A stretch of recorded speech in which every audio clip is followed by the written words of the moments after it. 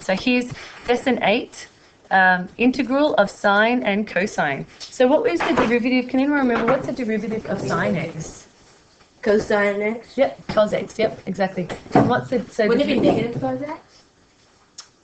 Yes, and it's confusing. And that's confusing. The integral? She actually derivative? Yeah. So you're right. Yeah. So the derivative of sine x is cos x. What's the derivative of cos x? Negative sine x. So it's a similar relationship in terms of the reverse step, which is the integral. So sine x, because the derivative of cos x is negative sine x, the integral of sine x is negative cos x. So it can so you can get a little bit muddled if you're like me in the exam. So it's good to have the formula booklet out, just in case. Oh, I forgot. Is it negative or is it positive? Because it can be a bit confusing, depending on if it's integrating or differentiating. So from your formula booklet, write out the antiderivatives, which means the integrals of these ones. So notice in our course we don't do tan x, so we just do sine x. I was missing on my page the dx, because remember it always has the dx with respect to x. So the integral of sine x dx equals negative cos x plus c. The integral of cos x dx is positive sine x plus c. So the negative is only with this one. And the reason why is because the derivative of sine x is cos x, and the derivative of cos x is negative sine x, so that's why it's the case. And the big plus c on the end, which stands for our constant. Oh. I'll stop eating them. No, she wasn't listening. So plus, write out any handy integrals from your formula booklet. So the ones that I thought might be handy from the formula booklet are the integral of 1 over x dx is natural log of x plus c. And in the formula booklet they have this thing, x has to be greater than 0. Because if you try to take the log of a 0, you get an error. And if you try to take the log of a negative number, you get an error. And the reason why is because e to the power of anything will never equal 0. It'll just get closer and closer to 0. So e to the power of anything will never equal 0, or e to the power of anything will never equal a negative. So that's why they say x has to be greater than 0. So that's a handy integral to be aware of. That's in the formula booklet. And Calvina mentioned that the derivative of e to the x last lesson is e to the x. So similarly, the integral of e to the x is e to the x and then plus c. I tell people that e to the x, they'll be calling me a nerd. What? Is he extra? What does that mean? E to the extra, 20 bucks. On the bus? So that's what you meant, you tell me about. It's a good one, though. I tried to joke and they call me a nerd. It'll happen. Sorry. The earlier you learn to cope with that, the better.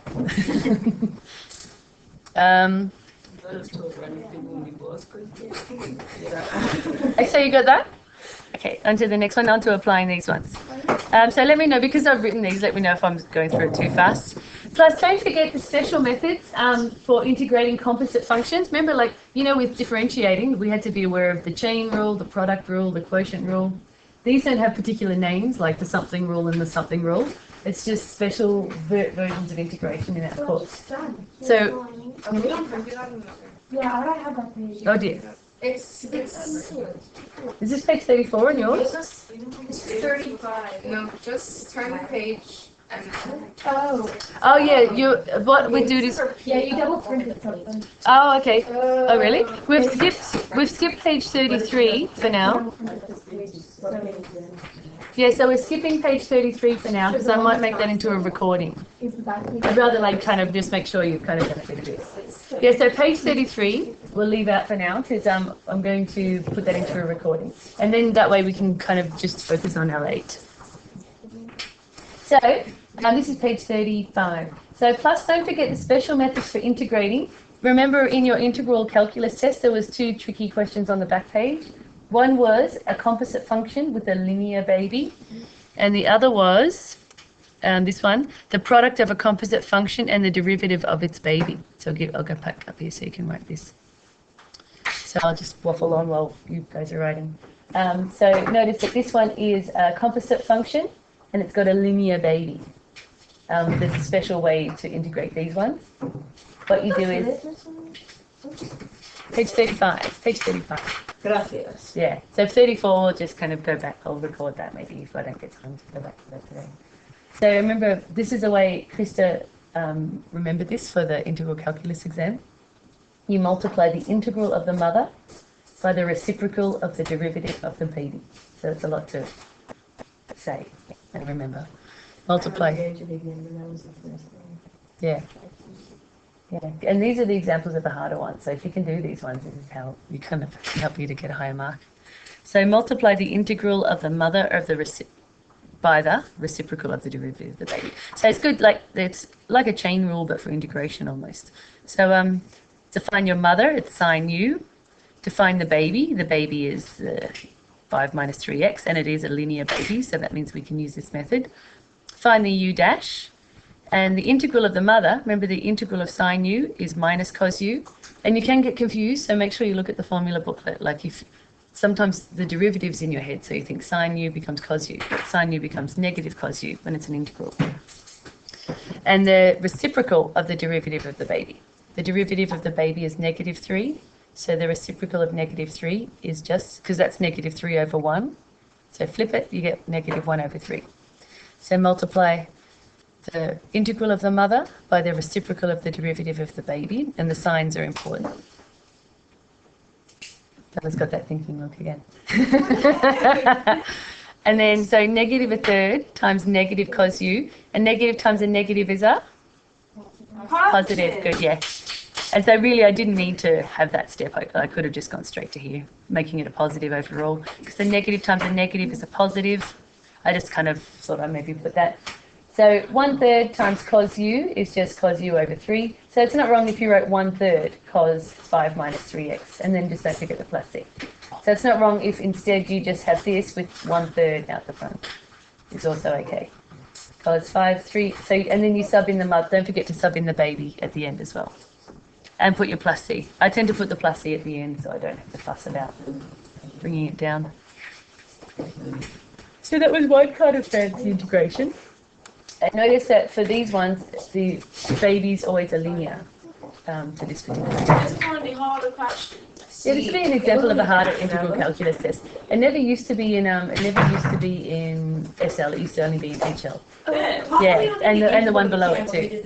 I remember this, because it was like that tiny little question. It was very hard. I did. I remember like there was a misprint in the question. I had to go around and write on the board what the question was. Yeah, and I could already zero. Yeah, because the baby wasn't linear.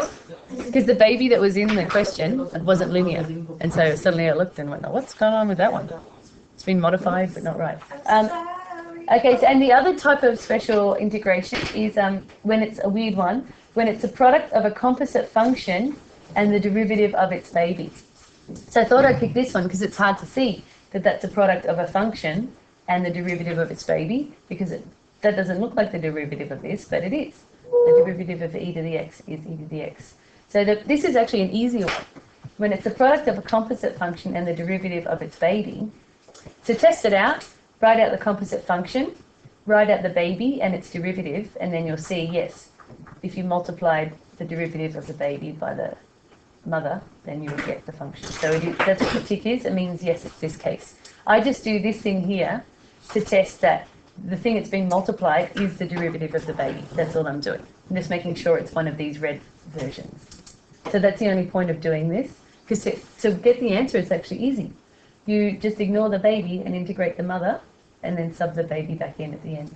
So Wait, we're ignoring it because it's the same thing? Or because of that proof we did all the time? Yeah, that funny proof. That funny proof means that the baby's kind of been factored out. So the funny proof of this method factors the baby out in the end. So all you do is you integrate the mother, and then sub the baby in. There's no timesing by the derivative of the baby or timesing by the reciprocal of the derivative of the baby. So the only reason I wrote this stuff out, so the only reason I actually bothered to write that stuff out was just to test that this function is that kind of thing. Like it's the derivative of the baby is the thing it got times by, and that's a composite. So that's the whole point of me just doing that, was just to test that this is that kind of function. And all you do is you just integrate the mother. So the hard work for these ones is identifying that it's that kind of function. It's a composite function multiplied by the derivative of its baby. That's the hard part, is identifying it, and then integrating it's easy. So then we'll do a few little practice ones of these on the next pages. So if you're waiting, you can just be looking at the next page. You haven't finished those sentences. Right, yeah, some people are writing still. This is so much easier when I just sit here. It's not as good as, yeah, it's not as good as kind of when it all kind of flows out, as the thought process flows. While you're waiting, can I have an assignment? Oh yeah. Yeah, Miss Melanie, What? What are you trying to say? Just like you're saying, so sometimes you can't understand what he's saying.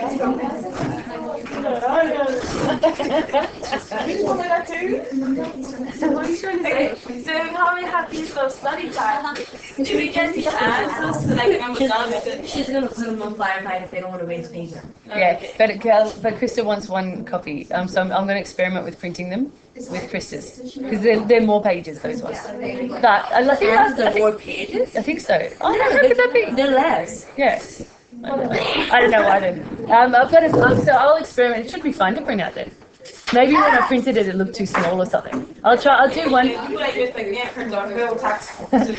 I'll do one print for Krista, and I'll see how it looks like. Can you actually read it still? And if you can read it, then I'll make copies for you. Yeah, sure thing.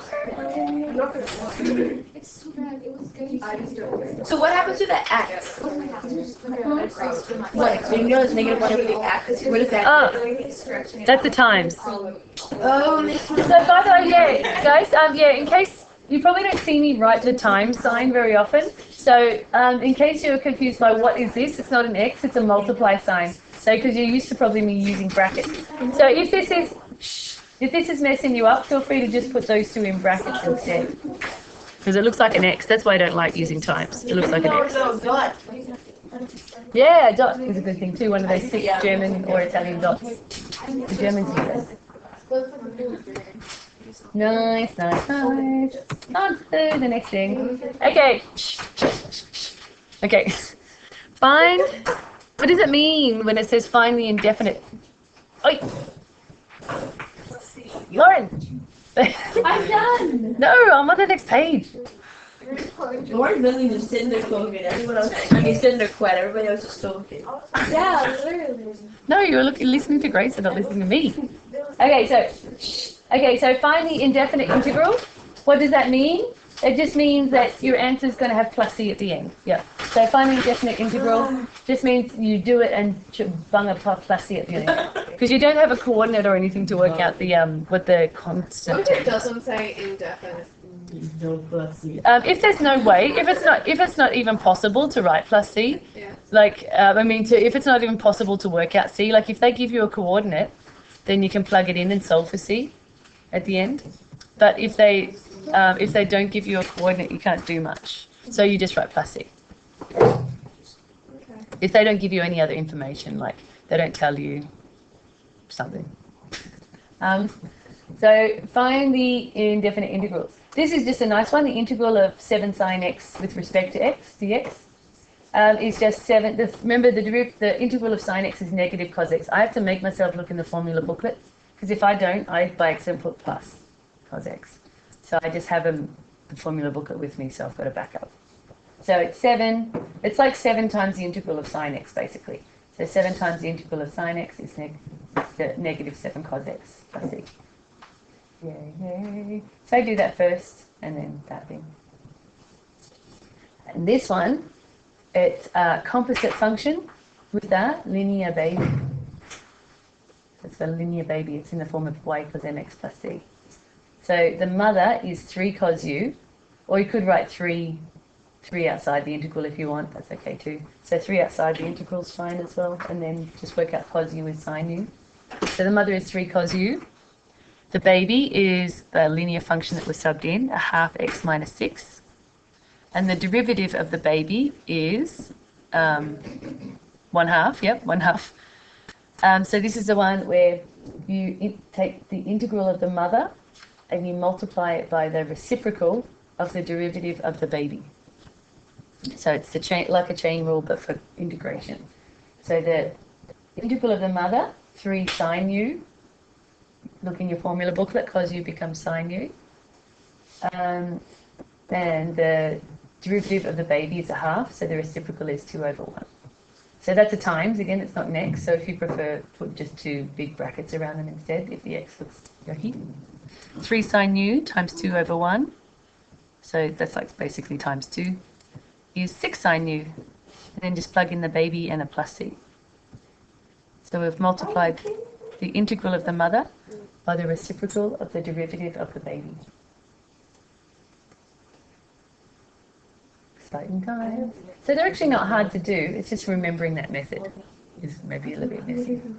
It's just something you have to commit to memory.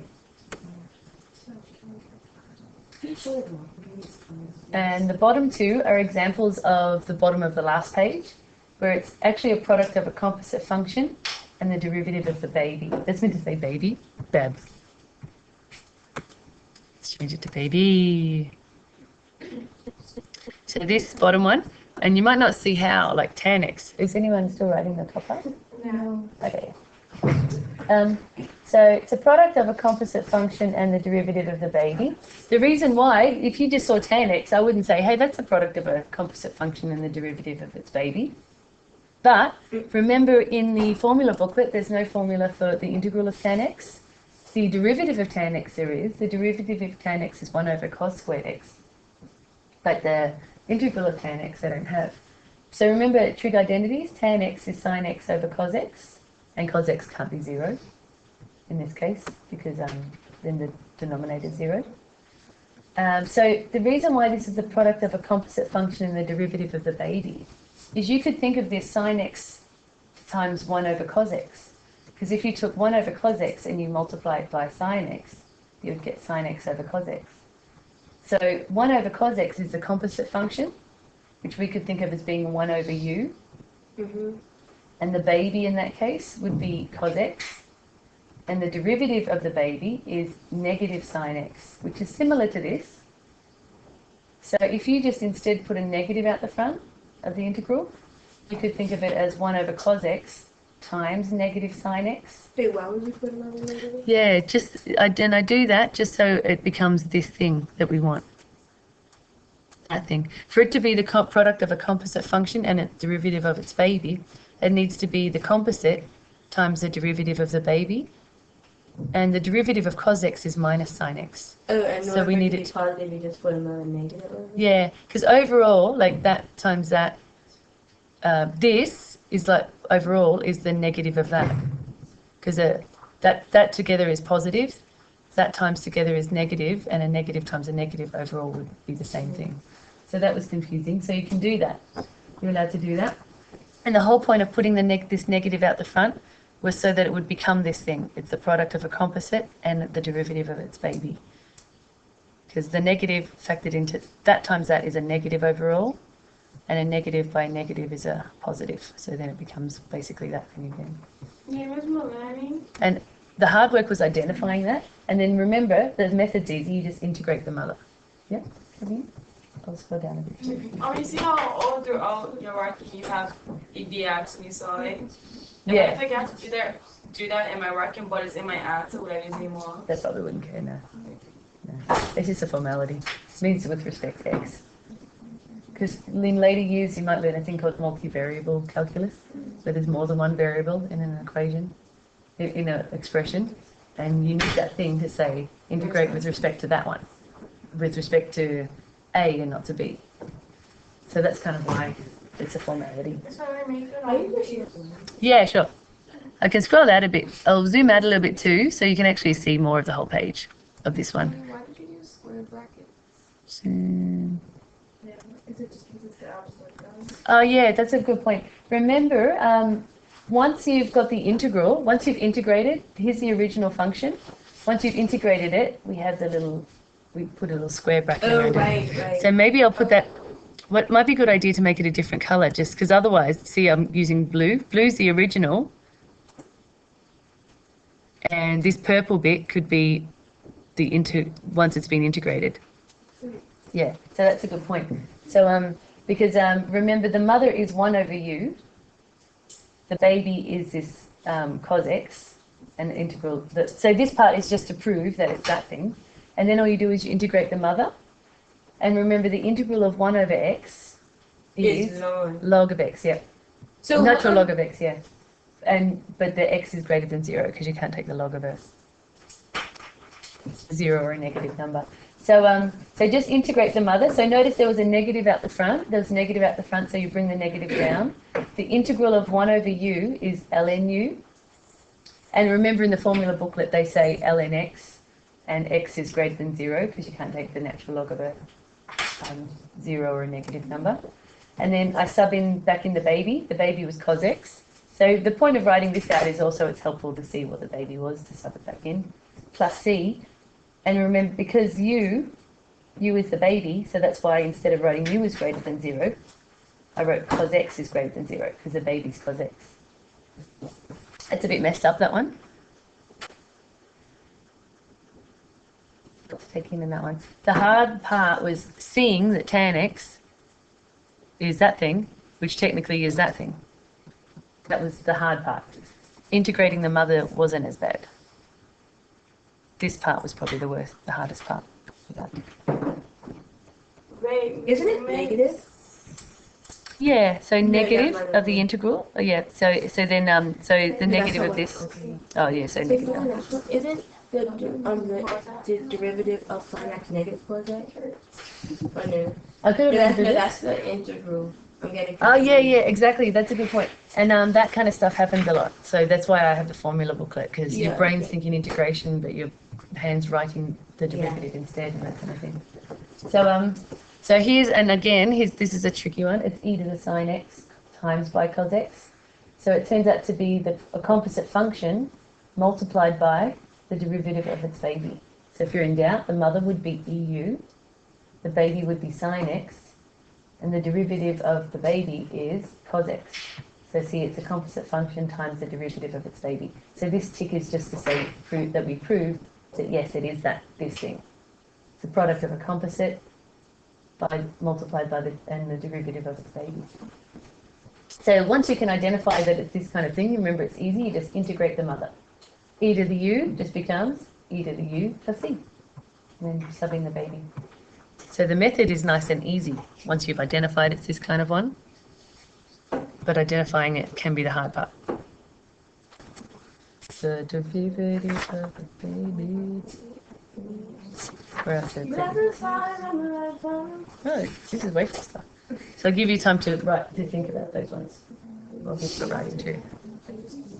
I don't really like it. I don't understand. The wacky method? Yeah. Wacky integration? Yeah. Which bit? The first one? C or D? I don't understand it. It's just one of those things that I'm like, well, I would have thought of doing this, so I guess it would have done it. Yeah, that would be an example of a real stinker. Yeah. But I still want to teach you how to do a stinker. This one It's not. stinker. If you practice classes of a bunch of stinkers, and then give you the test, and then there's no stinkers on the test. This one is why not x sine x over there again? Yeah, because this thing at the moment, you look at it and you go, I can't do anything with that. I can't integrate that. But, so I look at that and go, I can't integrate that. But if I suddenly realize, hey, I can turn it into the product of a composite function and the derivative of its baby. So here's a composite, but the derivative of the baby is minus sine x. So I had to turn it into the composite times the derivative of its baby. And I could do that by shoving a minus out here. To see, that times that is overall is a negative. And if you do the negative times a negative, it would have become positive. Okay.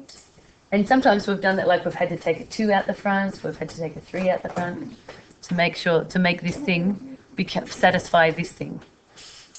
And then, once you've turned it into that, it's a nice easy one to do. Because you just integrate the mother. We're going to 37 already. Fab! We're flying. I don't Sorry. I like this. Yeah, it's weird, like when I'm not writing live, yeah. Yeah, and it's only because we've lost Friday's lesson. So that way otherwise we could have done this over today and Friday. Yeah, yeah, there's no lessons here between here and Friday. And I'm not here Friday, so this is our last. That's why I suddenly realised, oh my gosh, I've got to get your study bundles here. So in terms of the topic assignment too, do you want to hand it? You could try to submit it Friday, but I'm away all week anyway. So do you want to hand it in? How would I get it off you when you come back? Just after March. Can we put it on March 2nd, there. Like here? I suppose I'll be coming in the mornings, won't I? If you could get it to me somehow, pigeonhole or... When? After break? Yeah, after break's fine. Before break if you want to, but after break's okay. When's your exam? When's your maths exam?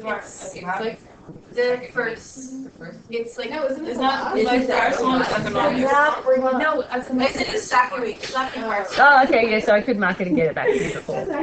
Yeah, and if you want it earlier, you could just hand it in earlier. Math But... exam is Thursday, February 28th.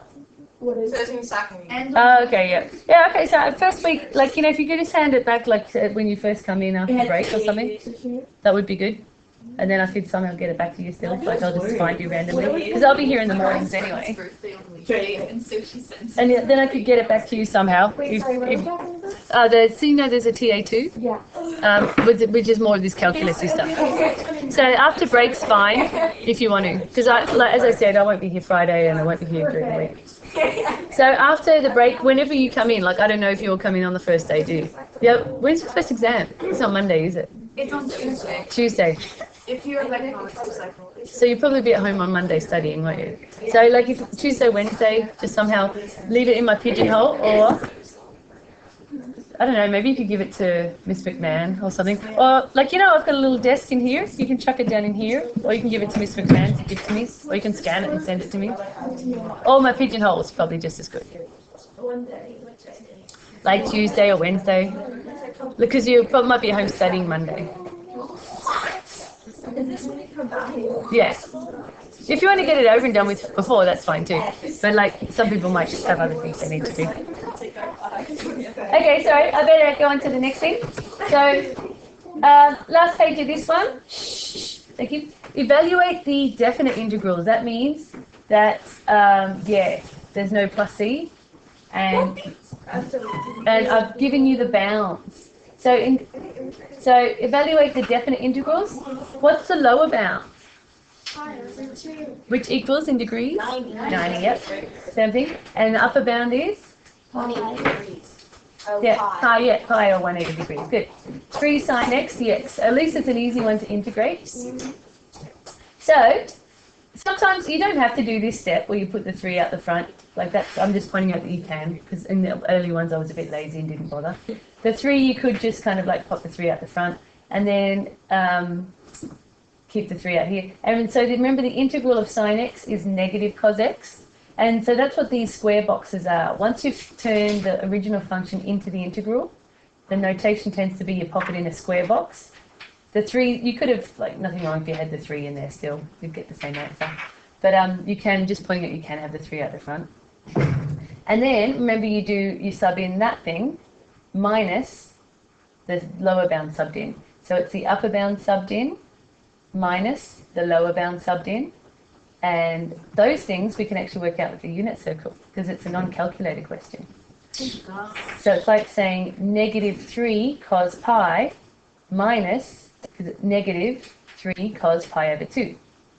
The top minus the bottom one. Yeah, the top one subbed in minus the bottom one. And so notice you end up with a minus minus, because overall this is minus 3 cos x. So it's minus 3 cos pi minus negative 3 cos pi over 2.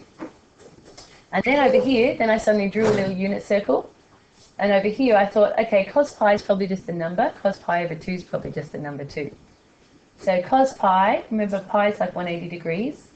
What's cos equal to here? Remember cos is this length here. At 90. Negative 1, yeah, good. So cos of 180, or cos pi, if you prefer, either one, is negative 1. And cos of pi over 2 is 90. What's the horizontal length here? 0, yep. Sine is 1, but cos is 0 here. So cos of 180 is just negative 1. Cos of 90 is 0. So you can just replace cos of pi with negative 1. Cos of pi over 2 is 0. And you get a nice number like 3. So that big complicated thing just became 3. Isn't maths amazing? Yeah. These kind of problems do end up with all of these kind of things, because then it's easy for the person to mark. these big complicated problems just end up with a tiny, tiny number like 1. Or so just for a moment, in case I just finished that one. Unit circle, remember, starts at 0, goes around to 90, 180, 270, which is like 0, pi over 2, pi radians, 3 pi over 2. Cos is the horizontal distance. So cos is like the x-coordinate of point P, and sine of x is like the y-coordinate of point P. It just spins around. The unit circle.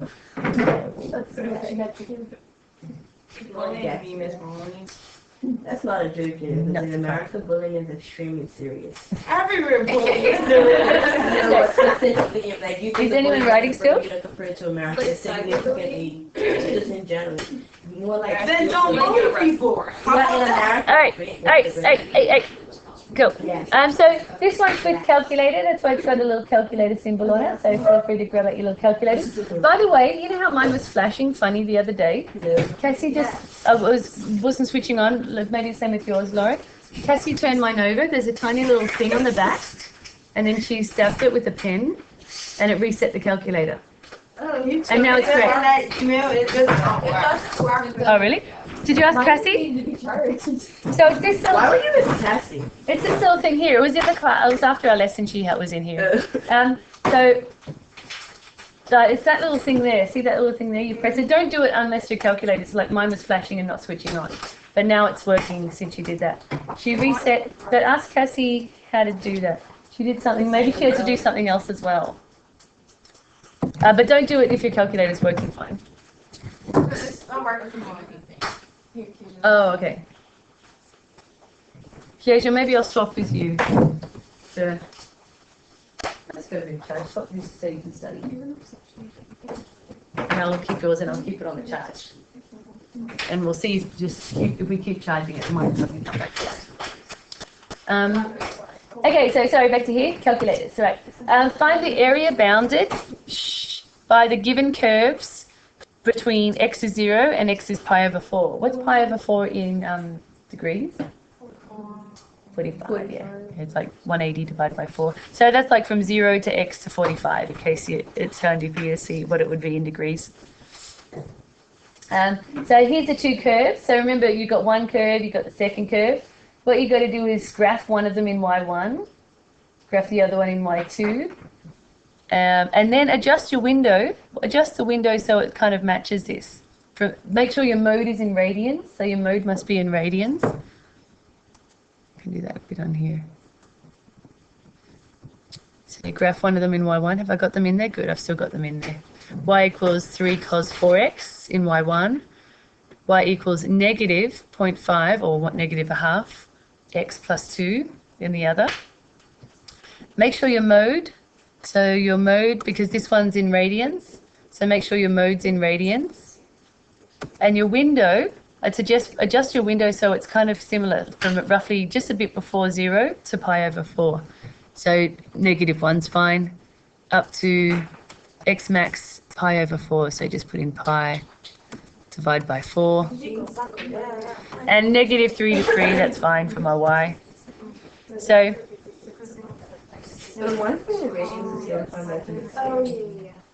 So notice all we're graphing is this part here.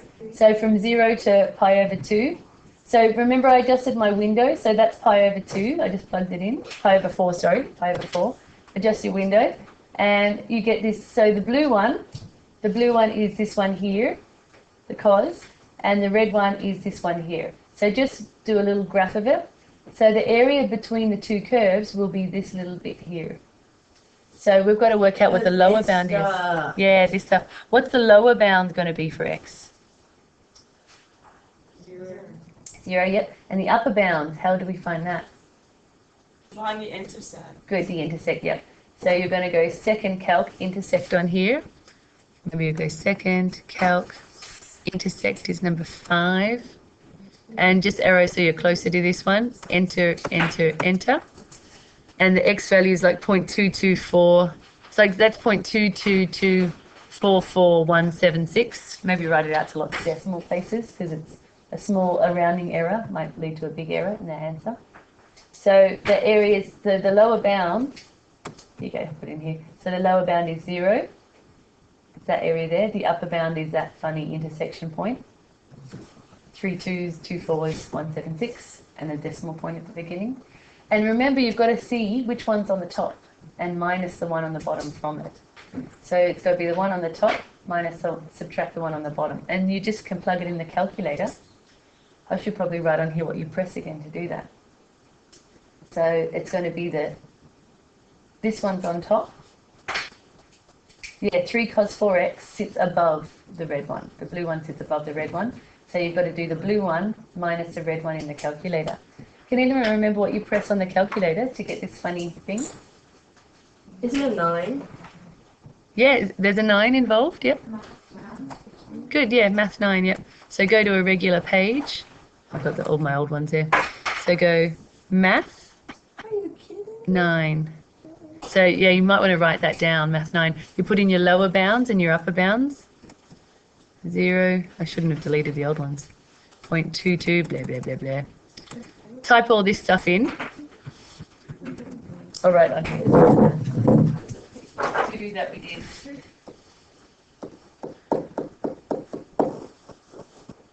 Nine, which is function integrate. That one. So to do that on the calculator, you went math, and then 9 function integrate. So you can type in the lower bound, the upper bound. Wait, what? Big one minus the small one. That's the halfway point?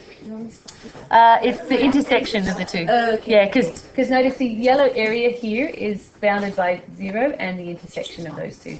That's what we had to find, the intersection. So The graphing, value of intersection? yeah, the x value, the intersection, yeah, the y value is not important. And, thank you. And so notice what was important. That's it? Yep, I think. So if you do the big one minus the small one, I needed to have the lower one in bracket. Because if I didn't, it would by accident subtract 2, but it's going to, oh no, it would be, what to do? Actually, I don't think it would change anything. Yes, it would. Yeah, if I didn't have the bracket, it would have plus 2 at the end, but it's like minus 2 really. So first one doesn't really have to be in, like it opens up a bracket anyway. The first one doesn't necessarily have to be in there, but the last one should be in a bracket if you've got multiple terms. And then write it out to a few decimal places and then round it to 3 sig figs. So that little area there is 0.150. Amazing. So it's a positive area. If it was below the graph, it's a negative area. And you would have to make it positive in the end. Because if you had to add, oh dear, if you had to add this area to another area that was below, you would have to take the absolute values of those areas. Because area can only be positive in the real world. You can't have a negative area in the real world. Whereas if they're just talking about the integral, you could have a negative answer for an integral. No, like a definite integral. When they're talking about areas, then the answers have to be made positive. This answer was positive anyway, but if it was below the graph, it would have come out as negative, but we'd have to change it to positive, because you can't have a negative area in our universe. That's the end of that one, isn't it? And then I've just got a linear motion problem on the next page, which we can do really fast. Can you go back to do the other one? No, that will take way longer than 5 minutes. That's a one that I'm better off turning into a video.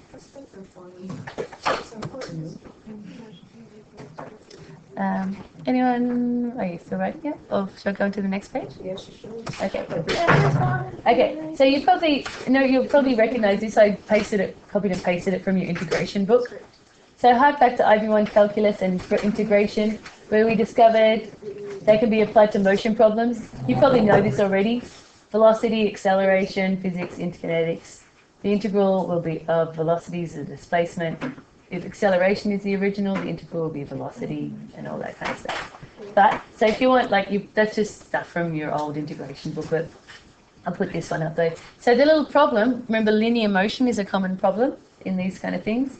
So if the velocity of a particle, so they've given us the middle one. So a little clue is one answer they're going to ask you to. Go up a bit. Oh, sorry. Yeah. Yeah. Okay. Okay, here. So if the velocity of a particle is given as 3 sine t plus 4 cos t meters per second, find expression, so it just means find expressions, you don't need to calculate it, for the acceleration. So from velocity to get to acceleration, you've got to differentiate. And then for displacement, you have to go up, you have to integrate. So one of them, we're going to differentiate velocity to get acceleration, we're going to integrate it to get displacement. And notice my displacement's just going to have a plus c, because they haven't given me any coordinates to sub in to solve for c. Could you go back up again? Maybe. Linear motion. So these are just nice. They're just two little functions. They're no special thing, no chain rule, no product rule. It's just 2 something plus something. So the derivative, and it can be so confusing, like, so that's why it's good to have the formula put out. The derivative of sine t will be cos t, and the derivative of cos t will be minus sine t. So I kind of do this first, and then we'll realise that then it's 3 Differentiating cos is t. when we're subtracting one. Yeah, but when it's trig, there's none of that kind of stuff. Oh, It's just the derivative of sine x is cos x, and the derivative of cos x is minus sine x. It's more when it's polynomials, like 3x squared plus 4x to the 5, that you subtract one, multiply, and all that kind of stuff. What do you mean subtract and multiply? Oh, I think Chris is talking about, like, say, problem like 3x to the power of To 4. make it a derivative? Yeah, to make it a derivative. That Is when you multiply the exponent by the coefficient and then subtract 1 to get the new exponent. Yeah. Yeah, so when it's just tricky stuff, it's more just knowing that derivative of sine is x is cos x, derivative of cos x is minus sine x, and then 4 times minus sine x is minus sine t is minus 4t overall. So that's a nice one. To integrate, the integral of sine t is negative cos t, looking in your formula booklet, and the derivative of cos t is positive sine t. So it can get really confusing between integrating and differentiating. So definitely have that formula booklet open and use your hands and make sure you're in the right section. You're in the integral section or the derivative section, whichever one you're meant to be in. And you just bung a plus c on the end for that one. And that can take us to that. That's all I have to say to you. Yes, I'm not here on Friday, so you'll have a free period. So you could be looking at the little video that I'll make for page 33, or you could be working on your TA. I would watch the video for page, it won't be long, but it's just, it would take a long time to talk through it now. It's tangents and second derivatives, finding tangents and normals and second derivatives, so it's good reviews, because that's all in calculus in the early units. And I'll put the answers to the thingamajiggy on Firefly, to the study book, and I'll experiment with printing one and see how it looks when it's been shrunk down. You can still read it.